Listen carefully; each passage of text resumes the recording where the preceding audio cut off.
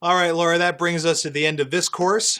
This course was an introduction to penetration testing, which is the foundation that you will build your education on as you strive to become a security professional. Yes, during this course, we talked about security and vulnerability assessment, as well as the differences between automatic and manual testing.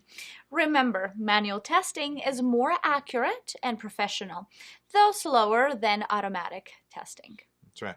Now, you also viewed a demo about finding vulnerabilities and exploits through the use of a tool called Nexpose.